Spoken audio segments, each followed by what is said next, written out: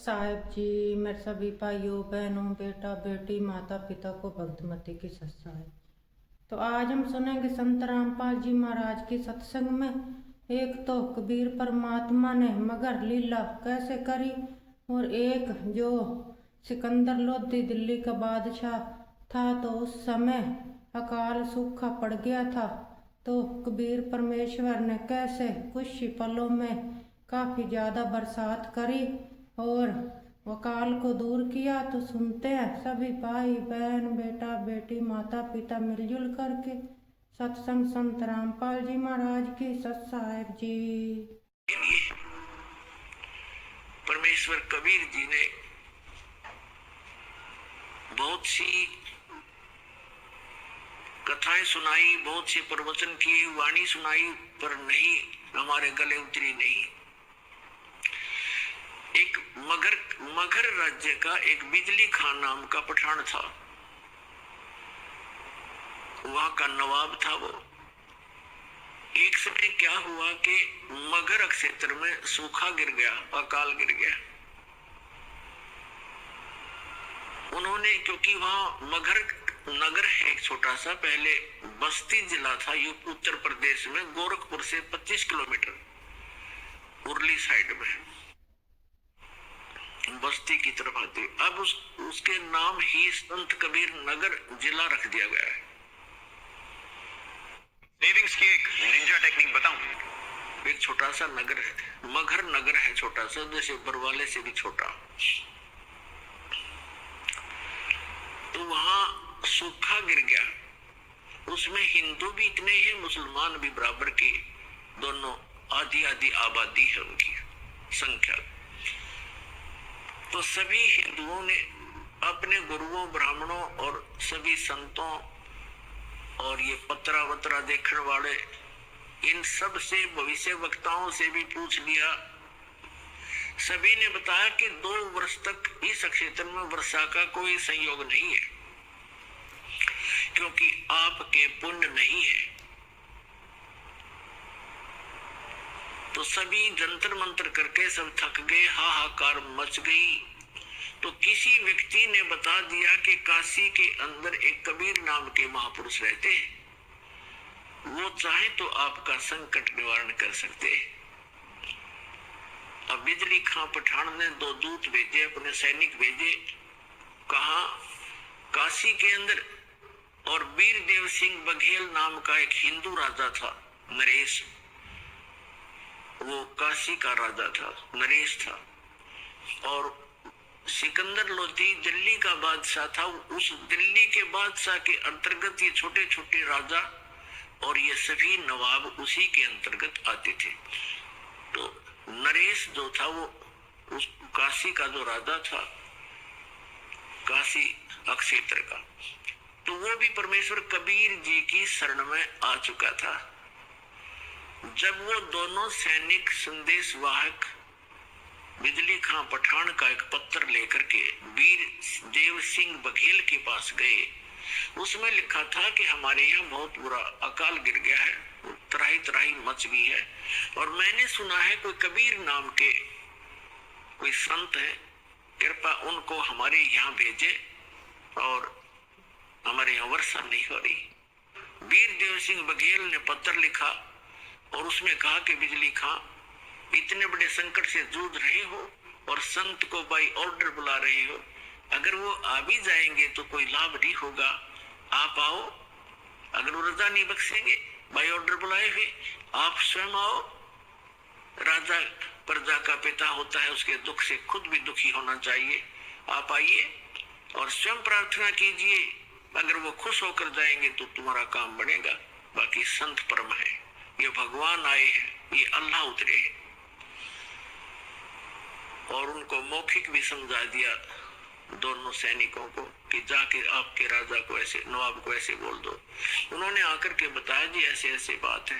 बिजली खां पठान सैकड़ों की संख्या में अभंग रक्षक वो साथ लेकर के चला और वहां पहुंचा कबीर परमेश्वर की कुटिया के पास। दोनों वो नवाब भी और नरेश भी, और नरेश वीर सिंह बघेल तो उनका शिष्य था, दंडवत प्रणाम किया। अब बिजली खान पठान था, इनका एक विधान है कि हम शीश नहीं झुकाया करते अल्लाह के सिवा। वो खड़ा रहा, फिर भी मालिक तो अपने बच्चों को शरण में लेने के लिए सोशल सीधर करते हैं। अब क्या हुआ, फिर उन्हें बताया भी कैसे आना हुआ। परमात्मा ने पूछा कि ये कैसे आई दो नवाब में, दो राजा गरीब की झोंपड़ी पर। तो वीर सिंह ने कहा, बिजली खां सुना दे अपनी दास्तां। तो बिजली खां पठान ने कहा, भगवान बहुत त्राही हो रही है महाराज, सूखा पड़ गया है, आप रजा बख्शो। परमात्मा बोले, भाई चलो, जैसी मेरी भगवान सुनेगा मैं भी अपनी अर्ज करूंगा। अगर ऐसा कोई दुख है तो मैं अवश्य चलूंगा और अर्ज करूंगा, भगवान ने सुन ली तो। अब परमात्मा को घोड़े पर बैठा करके लाया गया। आगे क्या देखा कि गोरखपुर जो है, वहां एक टीला है गोरखनाथ जी का, और इन संतों में एक खासियत होती है कि वो इस बात से, अब जैसे शरीर छोड़ गया संत, अब इनकी मुक्ति तो होती नहीं, ये यही धक्के खाते रहते हैं, कोई पितर बन गया, कोई भूत प्रेत रूप में, और जो पितर टाइप हो जाते हैं वो शरीर अपना अन्य जो अच्छी कुछ थोड़ी बहुत भक्ति पूर्व जन्म की या वेदों तक की साधना कर लेते हैं, वो कभी भी शरीर में प्रकट हो जाते हैं, दिखाई भी दे जाते हैं और फिर अंतर्ध्यान हो जाते हैं। तो गोरखनाथ ने सोचा, अकाल तो ये गिरना ही गिरना है, यदि कोई संत आया और यहाँ आकर के उसने कोई जंत्र मंत्र करके कोई थोड़ा बहुत छिड़का करवा दिया तो तेरी महिमा कम हो जाएगी। अब गोरखनाथ, एक तालाब, एक सूखी तलैया थी, छोटी सी जोड़ी खेतों में होती है, थोड़ा सा पानी आ जाए, वर्षा हो जाए तो उसमें 5-4 महीने का जल उसमें भर जाता है, थोड़ा ही होता है वो क्षेत्र, छोटी तलैया उस सूखी पड़ी थी। उसके किनारे वृक्ष के नीचे अपना वो त्रिशूल गाड़ के बैठा, ऐसे आसन पदम लगा के। परमात्मा ने गोरखनाथ को देखा, अरे साधु महात्मा आए हैं, कोई संत आया और यहाँ आकर के उसने कोई जंत्र मंत्र करके कोई थोड़ा बहुत छिड़का करवा दिया तो तेरी महिमा कम हो जाएगी। अब गोरखनाथ, एक तालाब, एक सूखी तलैया थी, छोटी सी जोड़ी खेतों में होती है, थोड़ा सा पानी आ जाए, वर्षा हो जाए तो उसमें 5-4 महीने का जल उसमें भर जाता है, थोड़ा ही होता है वो क्षेत्र, छोटी तलैया उस सूखी पड़ी थी। उसके किनारे वृक्ष के नीचे अपना वो त्रिशूल गाड़ के बैठा, ऐसे आसन पदम लगा के। परमात्मा ने गोरखनाथ को देखा, अरे साधु महात्मा आए हैं, बिजली खां रोको, घोड़े को रोका। कबीर साहब नीचे उतरे, प्रणाम किया, प्रणाम नाथ जी। नाथ जी बोले प्रणाम। तो कबीर परमात्मा ने कहा कि बिजली खां, अरे आपके नगर में देखो कितने महापुरुष बैठे हैं, ये जो चाहे सो कर सकते, अर्थ करो इनसे। बिजली खां पठान ने कहा, महाराज जी ऐसे ऐसे बहुत बुरा हाल हो गया, त्राही मच गई है, और कुछ दया करो, जल की व्यवस्था करो, वर्षा करवाओ। गोरखनाथ जी उठे, त्रिशूल उठाया, उस जोड़ी सूखी तालाब के बीच में जाकर त्रिशूल मारकर ऐसे निकाल दिया। उसमें से एक फुहारा निकला पानी का, और देखते ही देखते वो तलैया पानी की भर गई, वह जोड़ी। और परमात्मा कबीर साहब ने कहा, देखो भाई देखो, कमाल हो गया, अरे देखो ये तो खुद भगवान उतरे हैं, और आपका देखो कैसे इन्होंने पानी कर दिया, वो बन गया काम आपका, देखो। अब बिजली खां पठान ने कहा, महाराज जी ये तो शाम तक का भी पानी नहीं, हमारे पशु भी नहीं छिक सकते, तो अर्ज करो महाराज जी, जो इतना कर सकते हैं नाथ जी तो और भी कर देंगे कृपा। तब उसने बिजली खां पठान ने कहा, मालिक हे नाथ जी, हे महाराज जी, वर्षा हो तो बात बने, इस एक तालाब से बात चलेगा नहीं काम, ये तो शाम तक के पीने का भी नहीं काम बनेगा। तब नाथ जी कहते हैं कि इस क्षेत्र में 2 वर्ष तक वर्षा होने के कोई योग नहीं है, ये तो मैंने अपने कोटे से तुम्हें ये जल दिया है, इससे आगे मेरे बस की बात नहीं है, और कोई और हो तो खोज लो उसको। अब बिजली खां पठान ने कहा परमात्मा कबीर साहब से कि महाराज जी, ये संत जी आप दया करो, इससे तो बात बनेगी नहीं।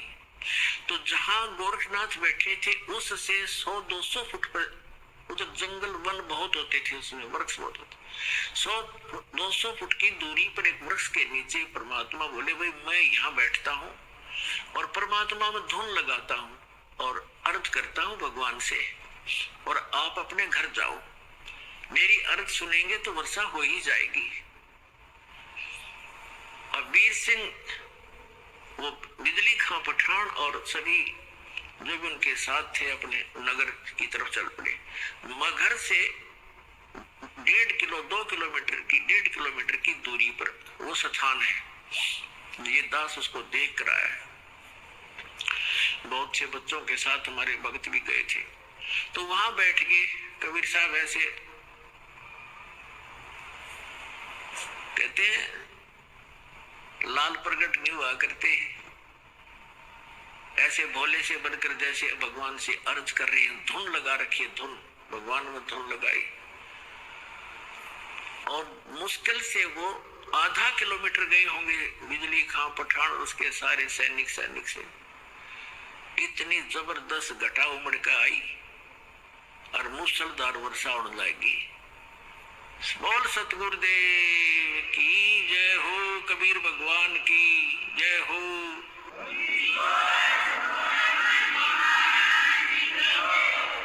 कर दिया सब एक कम एक, सारे तालाब भर दिए, ठाठम ठाठ कर दिए। अब बिजली खां पठान सारा नगर उठ के आ गया। अरे गोरखनाथ तब आ गया जब यो तो तेरी बेइज्जती और करनी होगी, कहीं नू ना पता लग जाए मैं गोरखनाथ हूं। अब वापस आगे सारे उमड़ के आध घंटा वर्षा हुई, नो जबरदस्त एक कम एक कर दिया, भर दिए सब तालाब तलैया, बड़े बड़े तालाब भी भर दिए। तब सभी आगे के महाराज ने ऐसे महापुरुष आए हैं, चरणों में पड़ गए, कहा भगवान घर चलो, हमारे घर चलो, वहां के नगर में चलो। परमात्मा बोले, भाई नगर में ऐसे नहीं जाया करता मैं, पहले मेरे शिष्य बनो, हिंदू और मुसलमान दोनों दीक्षा लो, जैसे मैं साधना बताऊं वैसे साधना करो तो मैं चालू। अब जीवन दान मिला सैकड़ों व्यक्तियों को। छोटे नगर हुआ, गांव हुआ करते थे पहले, सब कहने लगे जी जो आप कहोगे हम वही करेंगे। तो परमात्मा ने कहा, भाई ये मांस मिट्टी खाना अच्छी बात नहीं है, और मांस नहीं खाना ठीक है, भक्ति करो, परमात्मा का नाम लो, अच्छे काम करो, मांस खाना छोड़ दो मुसलमानों। तो उन्होंने कहा जी जैसे आप कहोगे ऐसे कर लेंगे। तो उन्होंने ईद बकरीद मनाना कतई बंद कर दिया, मांस नहीं खाया। बाकी ईद बकरीद वाले दिन खीर ख्यार बना के खान लग गए अपने। कहने का भाव ये है कि परमात्मा ने केवल अपनी समर्थता दिखानी थी। जब नगर में गए, एक व्यक्ति था जुलाहा, उसके संतान नहीं थी, और उसने अर्ज करी भगवान से, हे परमात्मा एक संतान हो जा दास के, और मेरा भी वंश चले। परमात्मा ने कहा बेटा भक्ति कर ले। कहते 1 लाख पोत 1.25 लाख नाती, क्या मांगू कुछ स्थिर ना रहाई, देखत नैन चला जग जाई। 1 लाख पोत 1.25 लाख नाती, और उस रावण का दीवान बाती। आप तो एक संतान प्राप्त करने की इच्छा करते हो, और रावण के 1 लाख पुत्र थे, आज उसका कोई ज्योति दीपक जलाने वाला शेष नहीं रहा। कैसे लोक में क्या मांग रहे हो मेरे से, मोक्ष मांगो भाई। पर इतनी बुद्धि हमारा काम नहीं करती। जितनी फिर परमात्मा का आना जाना बन गया वहां पर अपने भक्तों को संभालने के लिए। तो एक मुसलमान दुल्हा था, उसके संतान नहीं थी, और बार बार जब भी भगवान जाते थे यही अर्ज करता था। तो परमात्मा ने कहा, ले वे ठीक है, तू यही मांगता है तो 10वें महीने तेरे घर एक संतान, एक पुत्र आएगा। ऐसा ही हुआ। ये दास वहां गया था बहुत से भक्तों को साथ लेकर के, तब वहां जो मगर के अंदर, बताऊंगा आगे चल के, उसको उसी के लिए कथा बनाई जा रही है। तो वहां एक व्यक्ति मिला था जो परमात्मा की वहां यादगार के ऊपर वो बैठा था। वो कह रहा था हमारा जो एक हमारी जो पीढ़ी चल रही है वो कबीर परमात्मा के आशीर्वाद से चली है। हम कबीर साहब के आशीर्वाद से हमारे दादाजी का जन्म हुआ था, और उसको कहते हैं मोहल्ला कबीर करम। मगर के अंदर एक मोहल्ला कबीर करम नाम का है। कबीर करम माने कबीर जी के रहम, कबीर जी के रहम से बसा हुआ एक मोहल्ला, उसको कहते हैं मोहल्ला कबीर करम। तो कह रहा था हमारा मोहल्ला कबीर करम नाम से जाना जाता है, और हम उन्हीं के आशीर्वाद से हमारा आज वंश चला गया। तो पुण्यात्माओं, इस एक कथा से आपको कितना पता चला कि मासा घटे ना तिल बधे, वेद ना लिखे जो लेख, और सच्चा सतगुरु मेट कर ऊपर मार दे मेख। अब 60-65 वर्ष का वो जुलाहा हो चुका था, 70 वर्ष 65 से भी ऊपर उम्र हो गई थी। उनको संतान देती, और 2 वर्ष तक उस अक्षेत्र में अकाल गिरना था, कोई वर्षा नहीं होनी थी। वह वर्षा दी। ये वो समर्थ परमात्मा है जो सतगुरु जो चाहे सो करही, 14 कोट दूत जम डरही, भूत भूत जम त्रास निवारे, चित्रगुप्त के कागज पाड़े। चित्रगुप्त के कागज, धर्मराज के लेख मिटा दूं, परमात्मा कहते हैं लिखे हुए को काट कर धर दूंगा और अपना लिख दूंगा उसके ऊपर।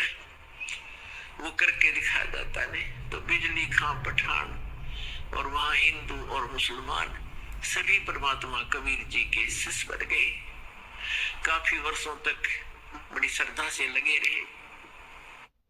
अब एक दिन परमात्मा ने जब सब लोग जाना था, अपना काम पूरा कर लिया था, अमृतवाणी बोल कर धर्मदास जी से लिखवा दी थी,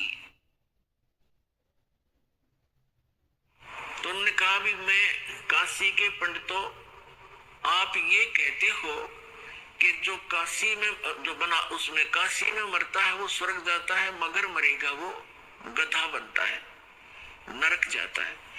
मैं मगर में शरीर त्यागूंगा और अपने सारे जंतर मंत्र ये पोथी पत्रे साथ ले लो, और सारे आप अपने नक्षत्र भी नोट कर लियो। इस नक्षत्र में मरने वाला, इस पृथ्वी पे मरने वाला जो तुम अटकलबाजी लगाते हो कहाँ जाएगा। इस बात का सब जगह जोर शोर से प्रचार हो गया, सब में आग की तरह बात फैल गई कि कबीर जी मगर में मरने का दावा करते हैं, और देखेंगे भी वहां गधा बनेंगे, स्वर्ग जाएंगे या नरक जाएंगे। वीर देव सिंह बघेल कबीर परमात्मा के शिष्य थे, उसने भी अपने सैनिक साथ ले लिए, और साथ में और भी बहुत गुणे, कोई हजारों की संख्या में दर्शक काशी और आसपास के गांव के और मगर के आसपास के गांव के इस बात को सुनकर इकट्ठे हो गए। और परमात्मा का 120 वर्ष की आयु, लीला में आयु थी भगवान कबीर साहब की उस समय, 120 वर्ष की आयु में। और बनारस से लेकर मगर लगभग 125 किलोमीटर 150 किलोमीटर का अंतर है। पैदल गए थे और 3 दिन में पहुंचे। अब वहां जाकर के अब बिजली खां पठान को पता चला कि गुरुजी आ रहे हैं, उनकी खातिरदारी के अंदर खूब तैयारी करवा दी सारी। अब जहां पर परमात्मा की यादगार बनी हुई है वहां परमात्मा कबीर जी जाकर बैठ गए। जिस दिन परमात्मा ने सतलोक जाना था, गमन करना था, सुबह उठकर कहा कि बिजली खां पठान मैं स्नान करूंगा। तो बिजली खां पठान ने कहा जी जल बहुत ला रखा है, कुएं से भरकर ला रखा है। तो परमात्मा ने कहा मैं कुएं के जल से स्नान नहीं करूंगा, मैं तो बहती दरिया में स्नान करूंगा, मैंने शरीर छोड़ना आज। तो बिजली खां पठान और वहां के सभी जो सेवक थे हिंदू और मुसलमान, सबने करबद्ध होकर कहा भगवान यहाँ पर एक आमी नदी बहा करती थी, अब उसका आमी नदी तो है पर जल नहीं है उसके अंदर, और ये भगवान शिव के श्राप से शापित है, सूख गई है। परमात्मा बोले भाई चलो दिखाओ मुझे कहाँ है वो नदी। जहां परमात्मा ने वो लीला की थी, सतलोक गमन की, सतलोक जाने की, उससे 400-500 फुट की दूरी पर वो दरिया थी कि आओ महाराज दिखाते हैं। तो परमात्मा वहां पहुंच गए। उस दरिया के किनारे खड़ा होकर के परमात्मा ने कहा, परमात्मा ने ऐसे इशारा कर दिया जैसे चौराहे पर खड़ा हुआ ट्रैफिक का सिपाही कर देता है और सभी गाड़ियां ककौट से भाग लेती है। ऐसे परमात्मा ने जिधर से नदी का अपस्ट्रीम था उधर से ऐसे कर दिया खड़ा होकर। क्या देखा कि बहुत सी दूरी पर ऐसी आवाज आई जैसे बम फटता है, और कम से कम 4-5 किलोमीटर की दूरी पर उस दरिया के अंदर से ऐसा फुहारा उठा और वो दरिया भरकर चल पड़ी और किनारे पर तबर गई। बोलो सतगुरुदेव की जय हो।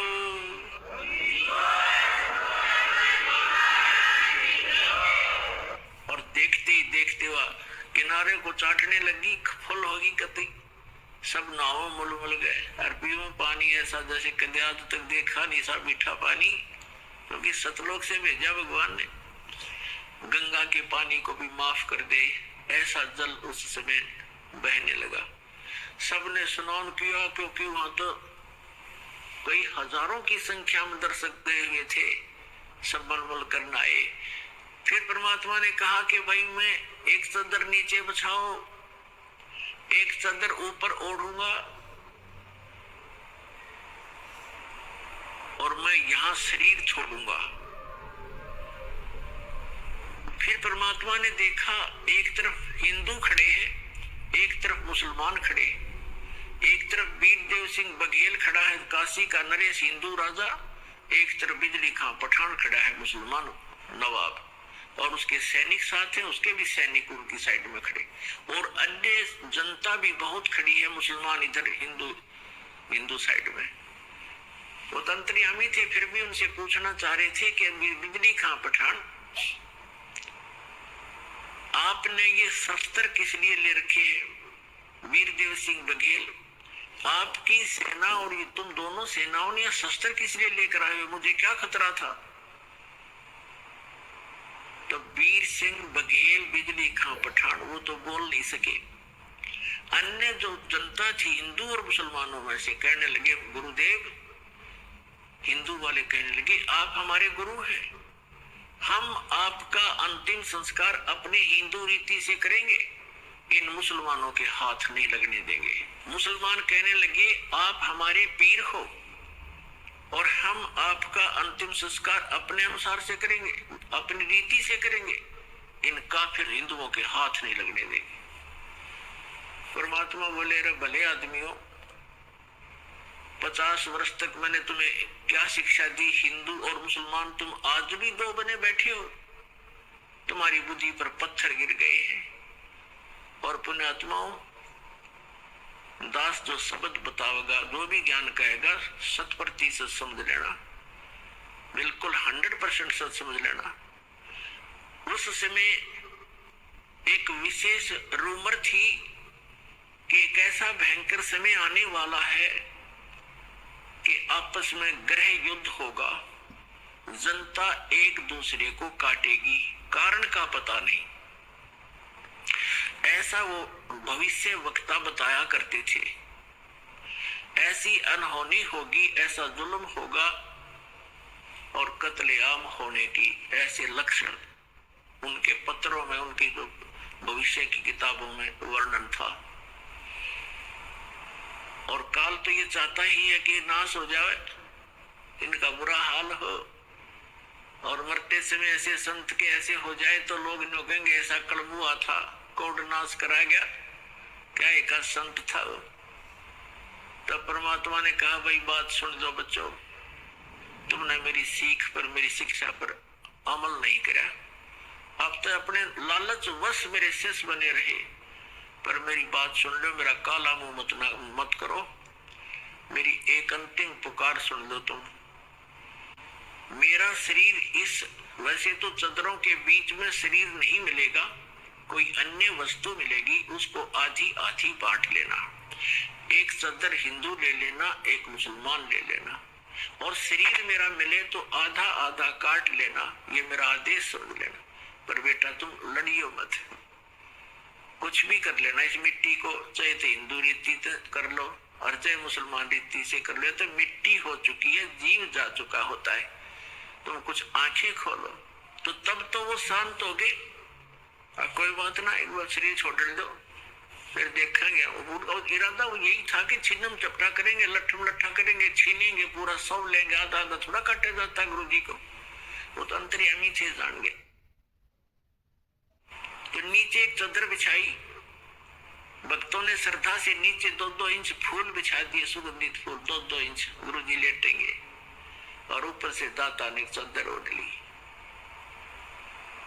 2 मिनट के बाद परमात्मा ने आकाशवाणी ऊपर से कहा कि ए पंडितों, ए भविष्य वक्ताओ, अब अपना जंतर मंत्र लगाओ, मैं कहां जा रहा हूं। और कहा परमात्मा ने कि उठा दो पर्दा, इसमें नहीं मिलेगा मुर्दा, क्योंकि हम अविनाशी हैं। जब ऊपर उन्होंने देखा कि भगवान तो वो जा रहे हैं, वो जा रहे हैं, और चादर उठाई तो सौ के आकार के सुगंधित फूल मिले, परमात्मा का शरीर नहीं मिला, वो तो सह शरीर सतलोक चले। बोले सतगुरुदेव की जय हो।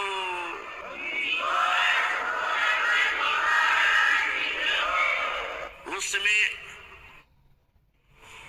आपस में हिंदू और मुसलमान ऐसे गले से मिलकर रोने लगे जैसे अनाथ हो गए हो और एक अनमोल वस्तु खोजी हो। उनका उस दिन समझ में आई ये भगवान थे, ये एक आम इंसान और संत नहीं थे।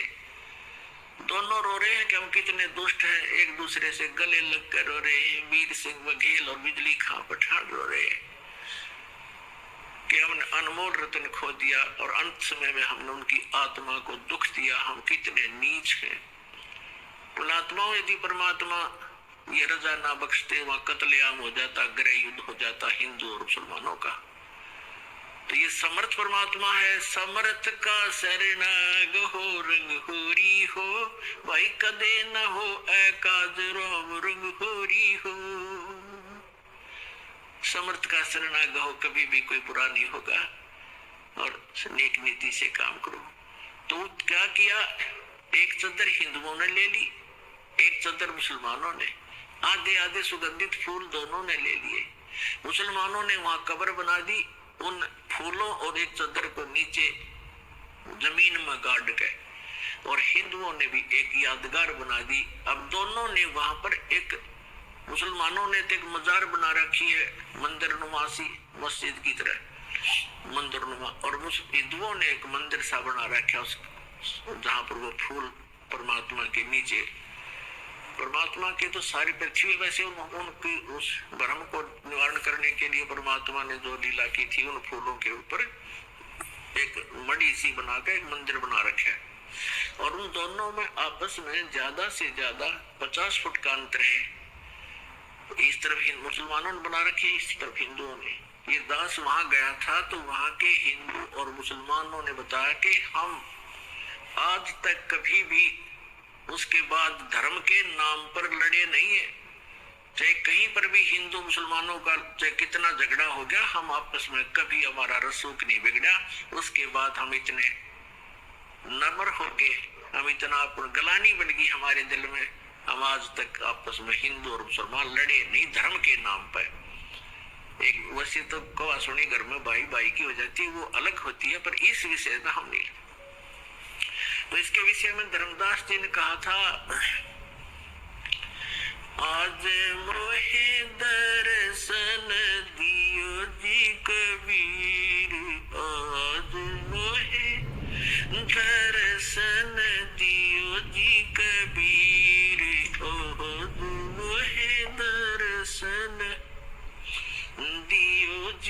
कबीर। सतलोक से चल कर आए, सतलोक से चल कर आए, काटन यम की जंजीर आज मोहे दर्शन दियो जी कबीर, आज मोहे दर्शन दियो जी कबीर।